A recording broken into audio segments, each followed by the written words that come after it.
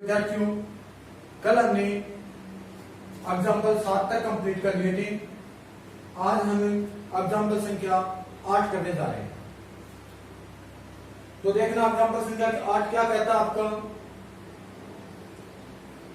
10 AP दे रखी है, 10 7 4 -62 का अंतिम ओर से 11वां पद ज्ञात करना है। अंतिम ओर से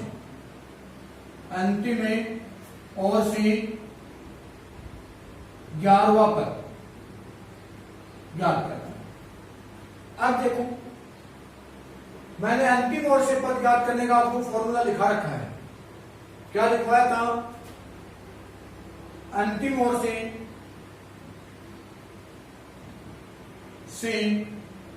पद ज्ञात करना। इसके लिए मैंने फॉर्मूला लिखवाया था an minus n minus 1 into D. अब आपको क्या चाहिए? an चाहिए, n और d। तो देखना an का मान तो आपके पास में कितना हो गया? -62। n का मान विपरीत साइड से कौन सा चाहिए? 11वां। d का मान आपके पास में हो गया 7 - 10। तो d बराबर क्या हो गया? -3। अब आप लिखोगे इस उत्तर में, मान लिखिए an की जगह -62 माइनस n की जगह हो गया 11 -1 इंटू डी का मान हो गया -3। और कोई भी संख्या का माइनस होता है उसको ब्रैकेट में लोगे। -62 -11 में शेष जाएगा 10 गुना -3। तो आपके पास में हो जाएगा -62 प्लस और माइनस, सॉरी माइनस और माइनस क्या हो गया? प्लस। 10 को 3 से गुणा किया 30। तो आपके पास में आंसर आ गया -32। तो अंतिम ओर से आपके पास में जो 11वां पद है वो कितना आएगा? -32 होगा। अंतिम ओर से 11वां पद कितना हो गया? -32। क्वेश्चन संख्या 9।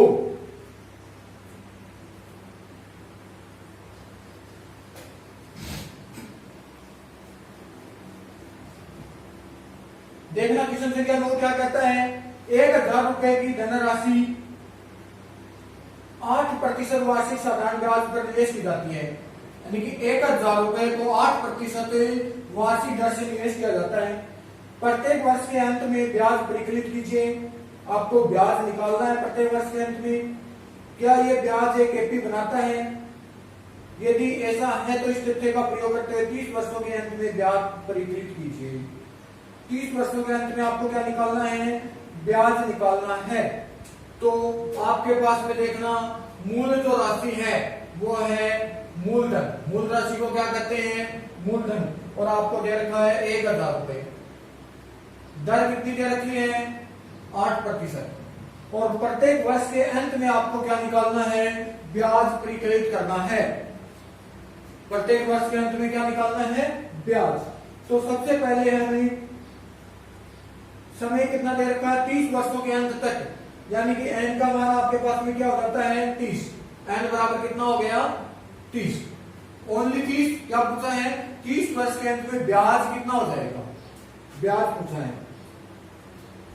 तो देखना, ब्याज का फॉर्मूला हमारे पास में क्या होता है? ब्याज बराबर होता है मूलधन गुणा दर गुणा समय बटा 100। अगर ये सूत्र नहीं लगाते हो तो यहां 10% भी लिख सकते हो आप। तो प्रथम वर्ष के लिए लिखेंगे हम। प्रथम वर्ष के लिए ब्याज कितना हो जाएगा? मूलधन 1000 गुणा दर कितनी हो गई? 8 गुणा समय कितना? 1/100। तो यानी कि आपके पास में प्रथम वर्ष के लिए 80 रुपए ब्याज हो गए। कितना रुपए हो गया? 80 रुपए। अब आपको कितने निकालना है द्वितीय वर्ष के लिए? द्वितीय वर्ष के लिए ब्याज।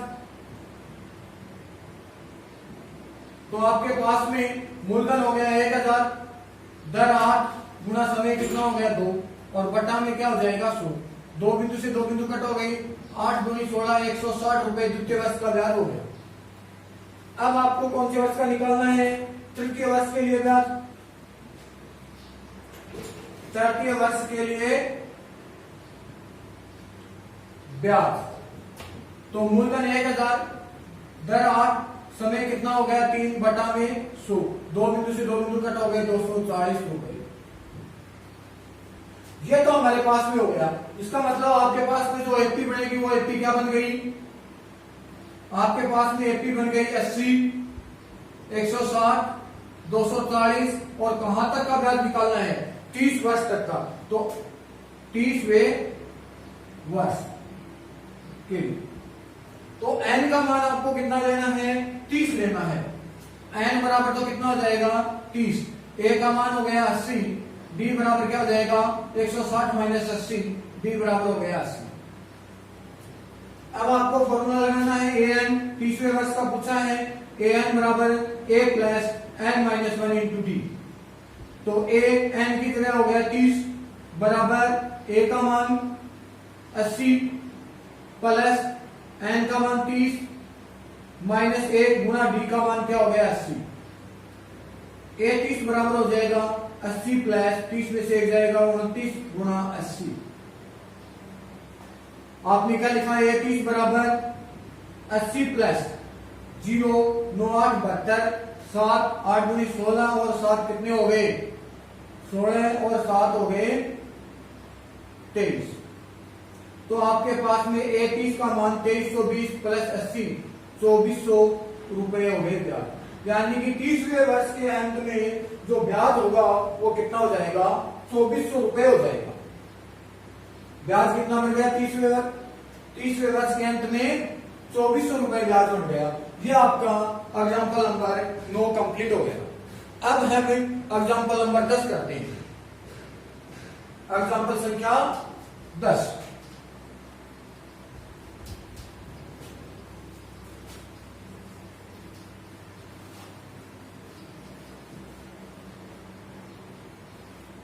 देखना एग्जाम्पल संख्या 10 में क्या कहता है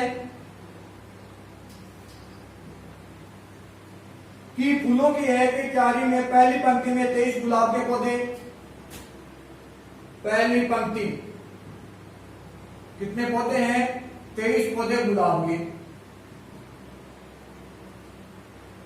दूसरी पंक्ति में 21 पौधे गुलाब के हैं। दूसरी पंक्ति में कितने हैं पंक्ति में 21 पौधे किसके हैं गुलाब के।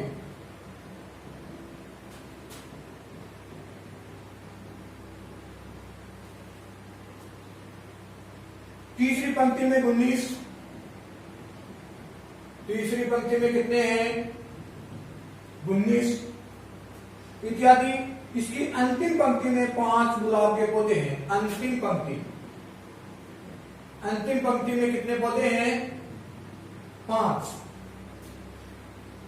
क्या अंतिम पौधे इस कार्य में कुल कितनी पंक्तियां हैं, यानी कि आपको पंक्तियों की संख्या पूछी गई है और जहां पे आपसे संख्या पूछी जाए वहां पे किसका मान पूछा जाता है n का मान पूछा जाता है। वहां पे क्या मान पूछा जाता है n का। तो देखो आप इसकी एपी बनाओ। एपी क्या हो जाएगा 23 पहली पंक्ति में, दूसरी में 21, तीसरी में 19। इसी प्रकार से आपके पास में जो लास्ट पंक्ति है उसमें कितने पौधे हो गए 5। देखना ए का मान आपके पास में कितना हो गया 23, डी का मान 21 माइनस 23 कितना आ जाएगा आपके पास में माइनस का 2। ये अंतिम पंक्ति है, इसका मतलब ए एन का मान आपको कितना दे दिया 5 और एन का मान आपसे पूछा गया है। इसका मान पूछा गया है एन का मान। तो आपने फॉर्मूला किसका लगाया ए एन का। क्या होगा A plus N minus 1 into D. A N की जगह आप क्या लिखोगे भाई 5 बराबर ए की जगह कितना हो गया 23 प्लस एन की जगह है एन माइनस 1 और डी की जगह हो गया माइनस का 2। डी की जगह कितना हो गया माइनस 2। पक्षांतर करते हैं 5 23 इधर आएगा माइनस का 23 बराबर एन माइनस 1 और गुणा में माइनस का 2। कितना बच गया माइनस 18 बराबर एन माइनस 1 गुणा में माइनस का 2। एन माइनस 1 के जो गुणा में वो आएगा भाग में। एन माइनस 1 बराबर हो गया माइनस का 18 बटा माइनस का 2। n माइनस 1 बराबर हो गया 9 और n बराबर कितना हो जाएगा 9 प्लस 1 n बराबर हो गया 10। तो इसमें कुल पंक्तियों की संख्या कितनी है 10 होगी। बोले पंक्तियों की संख्या कितनी हो गई 10 पंक्ति होगी। तो हमारे पास में कुल पंक्तियों की संख्या कितनी हो गई 10। ये आपका एग्जांपल नंबर 10 कंप्लीट हो गया। अब हमें 5.2 एक्सरसाइज के एग्जांपल हमने कंप्लीट कर लिया। अब हम 5.2 की एक्सरसाइज शुरू करते हैं। देखना पहला क्वेश्चन आपको क्या दे रखा है, निम्न के सामने में रेगिस्तानों को भरिए यदि जहां एपी का प्रथम पद सार्वभौमिक और एन दे रखा है। तो देखो आपको टेबल दे रखी है, इसमें आपको तो टेबल दे रखी है, वो टेबल में लिख देता हूं। क्वेश्चन संख्या फर्स्ट में पहला क्वेश्चन है टेबल के अंदर, यहां पे तो आपको ए दे रखा है, यहां पे डी दे रखा है, एन और ए एन।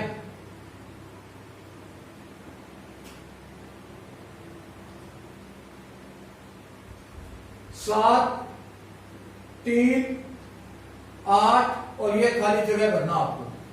इसी के अंदर दूसरा क्वेश्चन है आपका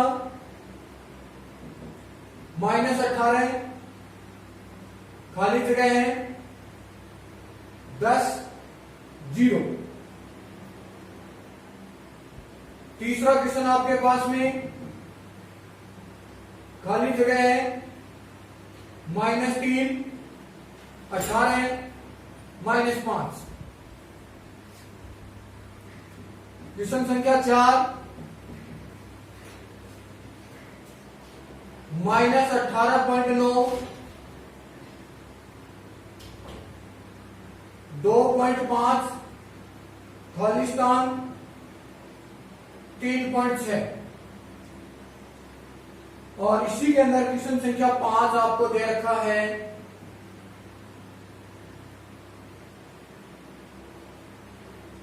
3.5 0 10 105 और ए एन का मान आपसे पूछा गया है। अब देखना क्वेश्चन आपका क्या कहता है, निम्नलिखित सारणी में रेगिस्तानों को भरिए जहां एपी का प्रथम पद सार्वभौमिक एन हुआ पद और ए एन आपको दे रखा है, रेगिस्तान आपको भरने हैं। तो देखना पहला क्वेश्चन हम करते हैं। तो ए का मान आपके पास में कितना हो गया 7, डी का 3 और एन का मान हो गया 8। मान किसका पूछा गया है ए एन का। तो आप फॉर्मूला लगाओगे ए एन का, क्या होगा A plus N minus 1 into D हो गया। ए एन तो आपसे पूछा गया है बराबर ए का मान 7 प्लस एन का मान हो गया 8 माइनस 1 और डी का कितना लिखोगे 3। तो यहां पर भी आप एन की जगह 8 लिख सकते हो। तो ए 8 बराबर क्या हो जाएगा 7 प्लस 8 में से 1 जाएगा 7 को 3 से गुणा किया 7 की 21। तो ए 8 का मान हमारे पास में कितना आ जाएगा 21 और 7 है 28। तो पहला जो खाली स्थान है इसके अंदर आपके पास में क्या बढ़ा जाएगा 28 आ जाएगा। यानी कि इसका जो 8वां पद है, इसका जो 8वां पद है वो आपके पास में कितना आ जाएगा 28। तो ये पहला खाली स्थान आपने भर दिया है।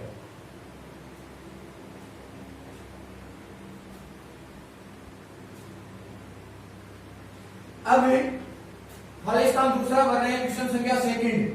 देखना ए का मान आपको दे रखा है माइनस का 18, डी का मान आपको ज्ञात करना है, एन का मान 10 और ए एन का मान हो गया 0। तो आप फॉर्मूला ए एन का लगाओगे, ए एन बराबर हो गया A plus N minus 1 into D. A N की जगह 0 बराबर ए की जगह -18 प्लस एन की जगह 10 माइनस 1 डी की जगह खाली डी आ जाए। -18 इधर आकर के किसका आ जाएगा प्लस का, यानी कि 0 प्लस 18 लिख दो आप 9 डी, 10 में से 1 कम होगा। 18 बराबर क्या हो जाएगा 9 डी, डी बराबर आपके पास में हो जाएगा 18/9, तो डी का मान कितना आ जाएगा 2। तो जो दूसरा कॉलम है उस खाली स्थान में डी का मान कितना भर दोगे आप भी 2। क्वेश्चन नंबर 3 इसी के अंदर, तीसरे में देखो क्या दे रखा है, ए का मान तो आपसे पूछा गया है, डी का मान आपको दे रखा है -3, एन का मान हो गया 18 और ए एन का मान हमारे पास में हो गया -5। ठीक है यहां तक। अब आप किसका फॉर्मूला लगाओगे ए एन का, तो ए एन का फॉर्मूला हो गया A plus N -1 into D. A N की जगह आप क्या लिखोगे -5 बराबर ए की जगह है खाली स्थान है, इसका मतलब ए की जगह ए जोड़ देते हैं प्लस एन, एन का मान हो गया 18 - 1 गुणा डी का मान हमारे पास में हो गया -3। डी का मान कितना हो गया -3। तो -5 बराबर ए प्लस 18 में से 1 जाएगा 17 गुणा -3। तो -5 बराबर ए प्लस और माइनस 17 को 3 से गुणा किया 51। तो -5 51 इधर आ गया प्लस का 51 बराबर हो गया ए। तो ए बराबर आपके पास में 51 में से आप 5 कम कर दो, तो 51 में से 1 होगा कम, तो बच गया 50, 50 में से 4 कम कर दिए कितने हो गए 46। तो आपके पास में ए का मान कितना आ गया 46, यानी कि जो चौथा कॉलम है उसके अंदर क्या आ जाएगा, सॉरी तीसरा किया आपने, ए का मान आ जाएगा 46। क्वेश्चन संख्या इसी के अंदर हम क्या कर रहे हैं, क्वेश्चन संख्या 4। तो 4 का क्वेश्चन देखना है इसमें आपको। 4 नंबर क्या दे रखा है, ए का मान आपको दे रखा है -18.9, डी का मान दे रखा है 0 और एन का मान दे रखा है 105 और ए एन का मान आपसे पूछा गया है। तो आप ए एन का फॉर्मूला लगाओगे ए प्लस एन -1 इंटू डी। तो ए 105 बराबर ए का मान -18.9 प्लस एन की जगह 105 -1 गुना डी की जगह क्या जाएगा 0। ए 105 बराबर -18.9 प्लस 104, 104 को 0 से गुणा किया 0। ए 105 बराबर आ जाएगा -18.9। देखो अब इसमें ध्यान देना है कि कहीं पर भी आपके पास में सार्वधातुक 0 दे रखा है तो आपका जो प्रथम पद होगा वही हमारे पास में से 20वां पद पूछ लिया जाए, 1000वां पद पूछ लिया जाए, 100वां पद पूछ लिया जाए तो हमारे पास में जो ए का मान होगा वही हमारे पास में मान प्राप्त होता है। पीछे हमने एग्जांपल में कर भी लिया था, जैसे -2 -2 इस प्रकार है, एपी में है या नहीं है, तो ये एपी में तो था, सार्वधातुक कितना आया था 0, तो इसके आगे के पद भी क्या आए थे -2 तो हमारे पास में कितने 4 क्वेश्चन कंप्लीट हो गए। यानी कि इसके अंदर आपको क्या भरना है,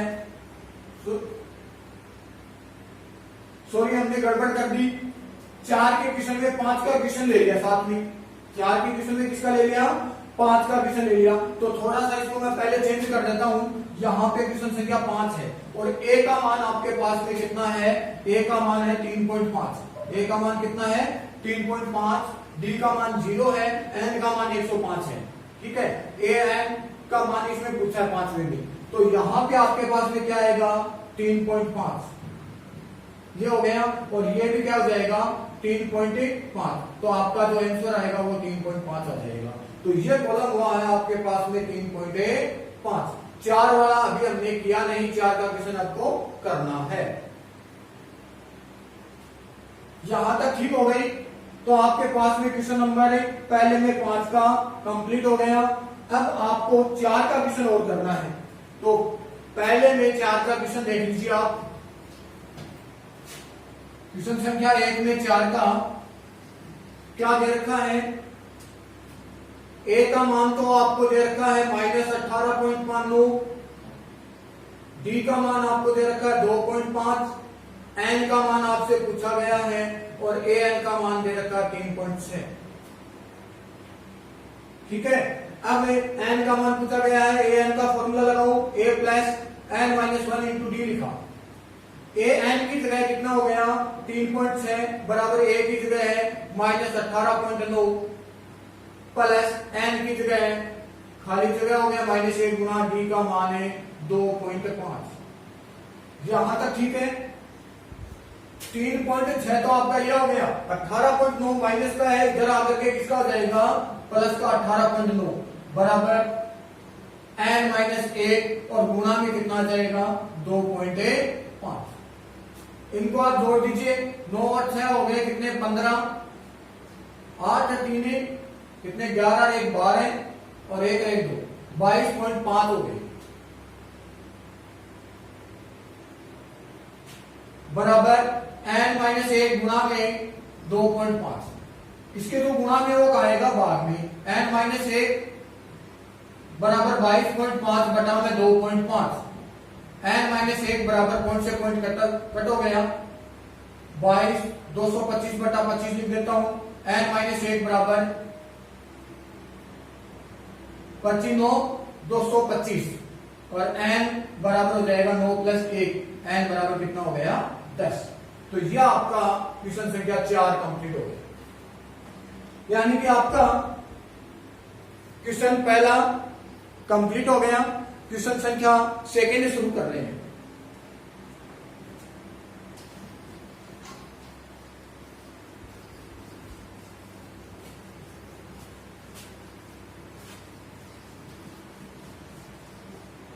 क्वेश्चन संख्या 2 क्या कहता है कि निम्नलिखित में से संयुक्त चुनिए और उसका औचित्य दीजिए। 2 में पहला क्वेश्चन आपको दे रखा है एपी 10 7 4 2 2 2 का 30वां पद।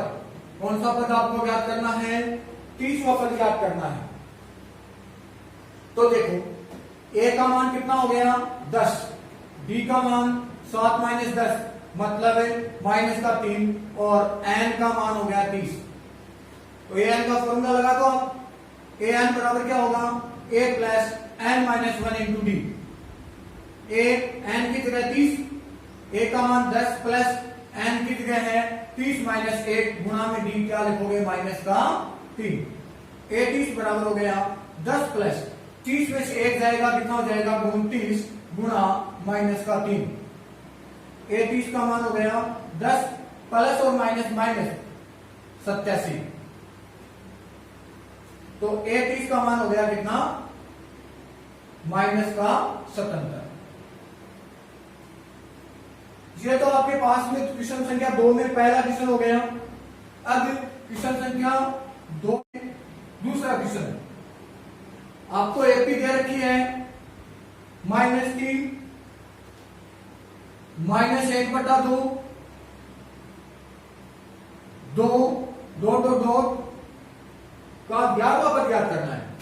11वां पद कौन सा पद ज्ञात करना है 11वां पद निकालना है। ध्यान देना सबसे पहले हमारे पास में ए का मान हो गया माइनस का 3, डी का मान क्या हो जाएगा द्वितीय पद में से पहला पद घटाना है -1 बटा 2 माइनस ये संख्या का माइनस अब ब्रैकेट में आएगा तो डी बराबर -1 बटा 2 प्लस 3 बटा 1 कर देते हैं तो आपके पास में 2 लघुत्तम आ गया -1 प्लस का 6 यानी कि 5 बटा 2 और n का मान कितना हो जाएगा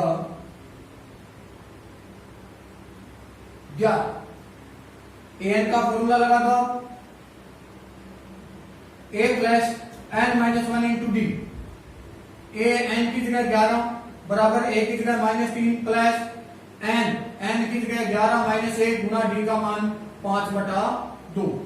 ए 11 बराबर हो गया -3 प्लस 11 में से 1 जाएगा 10 गुना 5 बटा 2। ये एक बार कट हो गया है 5 बार तो ए 11 का मान हो गया -3 प्लस 25। ए 11 बराबर 25 में से 3 कम कर दो कितना आ जाएगा 22। तो इसका जो 11वां पद है वो कितना होगा 22।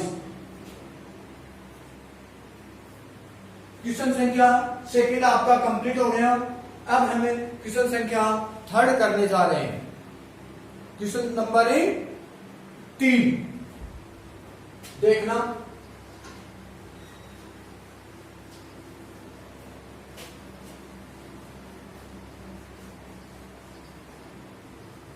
तीन के क्वेश्चन में आपको क्या दे रखा है, ध्यान से देखना है। निम्नलिखित समांतर श्रेणियों के रिक्त खानों के पदों को ज्ञात कीजिए, यानी कि खाली जगह है उनको ज्ञात करना है। तो पहला क्वेश्चन देखना, आपको दे रखा है 2 और ये खाली जगह दे रखा है और ये है 26, ये तो पहला। इसी के अंदर दूसरा क्वेश्चन आपको दे रखा है, पहली जगह खाली दे रखी है, दूसरे पर 13 खाली जगह है 3। पहले 2 ही क्वेश्चन कर लेते हैं, इसके अंदर है क्वेश्चन 5 दे रखे हैं आपको। देखना, सबसे पहले मैंने आपको बताया था कि इसका एपी बना लेते हैं। ये पहला पद A1 है, ये A2 और ये A3, इस प्रकार से रख कॉपी में कर लेना। अब देखो A1 का मान तो हमारे पास में कितना हो गया 2 और A3 का मान कितना हो गया 26। और A1 का मतलब मैंने आपको क्या बताया था, A भी होता है, A बोल दो चाहे A1 बोल दो, यहां तक ठीक है। अब ध्यान देना, आपको ज्ञात क्या करना है, A2 ज्ञात करना है। क्या ज्ञात करना है, A2। तो सबसे पहले आप A3 की जगह क्या लिख सकते हो, A प्लस 2D लिख सकते हो। शॉर्ट सूत्र मैंने बताया था आपको, A3 की जगह हो गया 26 बराबर A का मान हो गया 2 प्लस 2D।